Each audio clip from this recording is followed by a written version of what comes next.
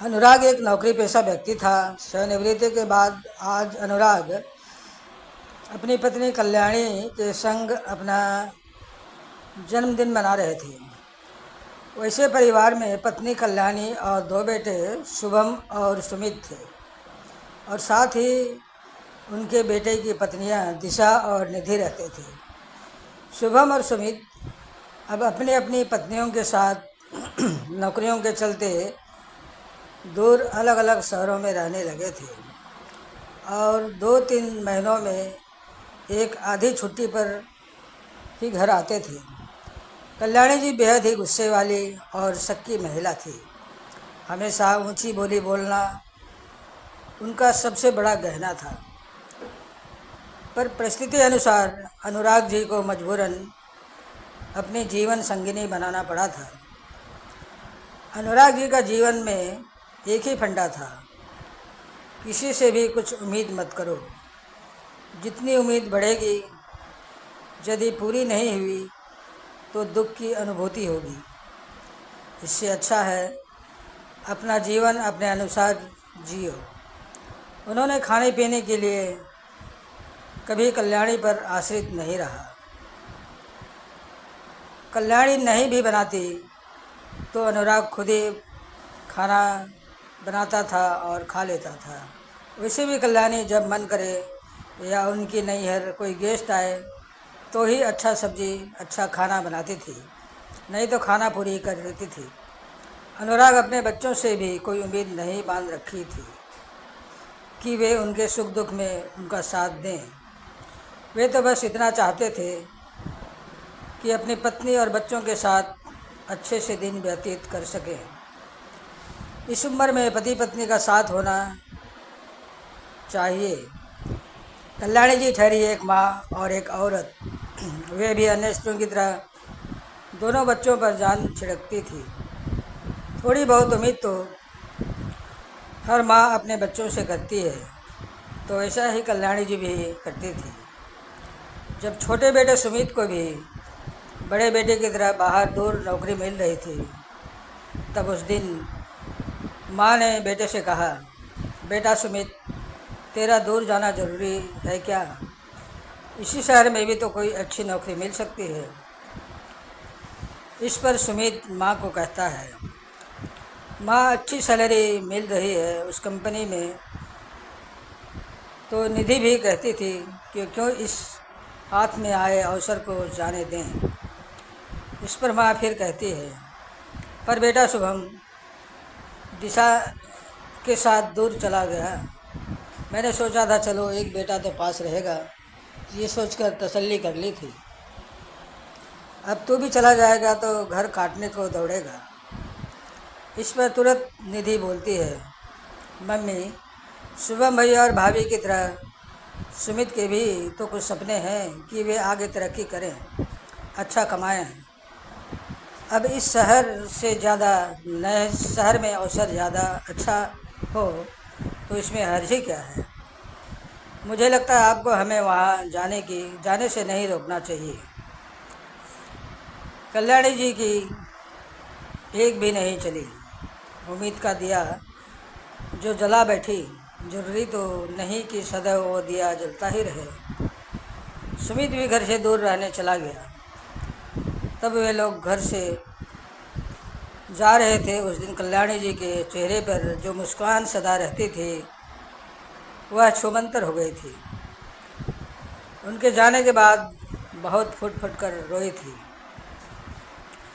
तब अनुराग जी ने कहा, रोती क्यों हो शुभम की माँ, कोई विदेश थोड़ी ही गए हैं, आते रहेंगे बच्चे हमसे मिलने। उन्होंने पत्नी से फिर कहा, ज़माना अब ऐसा ही है। अब माँ बाप भी बच्चों के अच्छे करियर के लिए उन्हें दूर बाहर भेज रहे हैं, और संतानें भी पहले जैसे कहाँ रही। वे भी शादी के बाद माँ बाप के साथ ज़्यादा कहाँ रह पाते हैं, ये तो तुम भी समझती हो। इस पर कल्याणी जी कहती है, घर खाने को दौड़ेगा, कोई रौनक नहीं होगी। इस पर हंसते हुए अनुराग जी पत्नी से कहते हैं, तुम ये समझ लो कि तुम जब नई आई थी दुल्हन बनकर, तब भी अकेली थी, हम दोनों थे, याद है? हम इस घर में कुछ वर्षों से पहले अकेले ही तो थे। मैं जब काम से घर आता था तुम कैसे खाना देती थी। तब कल्याणी जी कहती है, ये देखो बुढ़े हो गए हैं जनाब, बालों में सफ़ेदी आ गई है। तभी अनुराग जी कहते हैं, मैं बुढ़ा पर मेरी बीवी भी तो बुढ़ी और खुशट हो गई है। कल्याणी बोली, देखो जी, बच्चे तब भी नहीं थे, अब भी नहीं है। जीवन जहाँ से शुरू हुआ वहीं आकर फिर से थम गया। बस फ़र्क इतना है, तब हम जवान थे और आज हम बुढ़े हो गए हैं। हंसते हुए अनुराग जी पत्नी से फिर कहते हैं, और बुढ़े हम शरीर से हुए हैं, दिल तो अभी भी जवान है। हम 2 से 4 होते होते फिर 2 ही हो गए। परंतु यह हम पर निर्भर करता है कि हम अब जीवन कैसे जीते हैं। साथ तेरा मेरा, मेरा तेरा, अब तो यही सहारा है। इंसान की धरती पर जन्म और मृत्यु का समय निश्चित है, जिसे कोई नहीं बदल सकता है। मुझे नहीं पता कि हम में से कौन पहले विदा होगा। इतने में कल्याणी जी उन्हें चुप कराते हुए कहते हैं, ऐसा ना कहो, अभी हम कहीं नहीं जा रहे हैं। यह सब सुनकर अनुराग जी चुप हो जाते हैं। कल्याणी अपने काम में लग जाती है। दोनों साथ रहते रहते बच्चों के ही बात करते हैं। कल्याणी अब और भी गुस्से वाली हो गई थी। बात बात पर अनुराग को कुछ ना कुछ कहते रहती थी। जब भी बेटे बहू आते सभी हंसी खुशी से रहते और अपने गम भुलाए रहते। अब दोनों की ज़िंदगी कभी झगड़े में तो कभी खुशी में कट रही थी। जब नाती पोते हो गए तब अनुराग और कल्याणी उन्हीं से बात करते, देखते और गम भुलाने की कोशिश करते थे।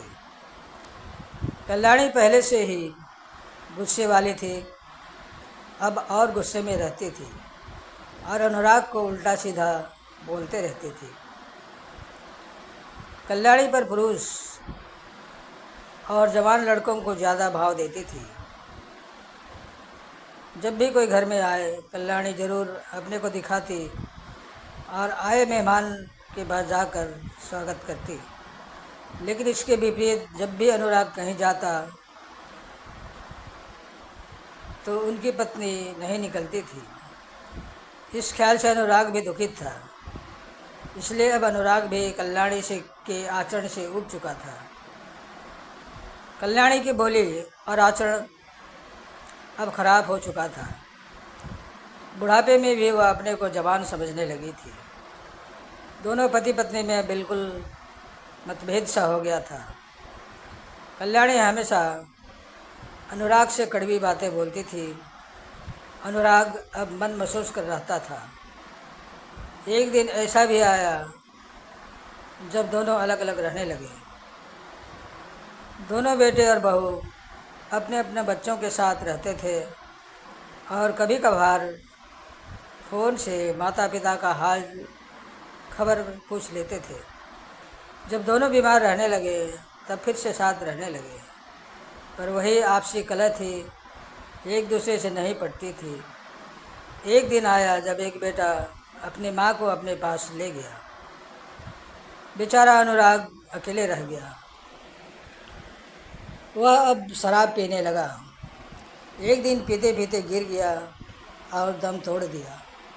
पड़ोसी आए और सबको खबर किए।